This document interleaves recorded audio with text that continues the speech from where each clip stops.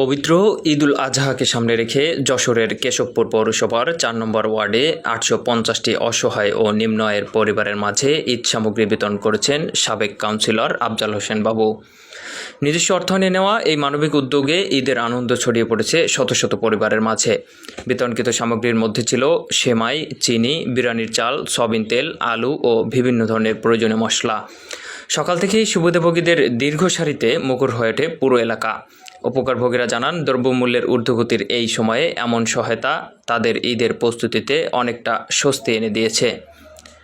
স্থানীয়দের ভাষ্যমতে শুধু ঈদ উপলক্ষেই নয়, সারা বছর ধরেই সাধারণ মানুষের পাশে থাকেন আফজাল হোসেন বাবু।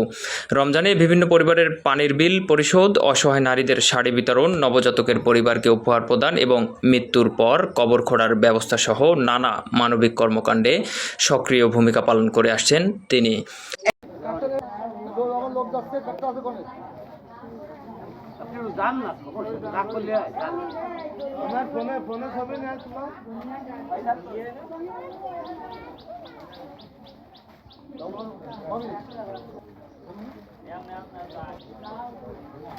কথা কি বলবো, তুমি পুরো সময় না গেলে আমি কিন্তু আর কোনো সময় চাইলে আমি যাবো না। এখনো দিন আমার সারাদিন দাঁড় করে রেখে 4 কেজি চাল দিয়েছে। আচ্ছা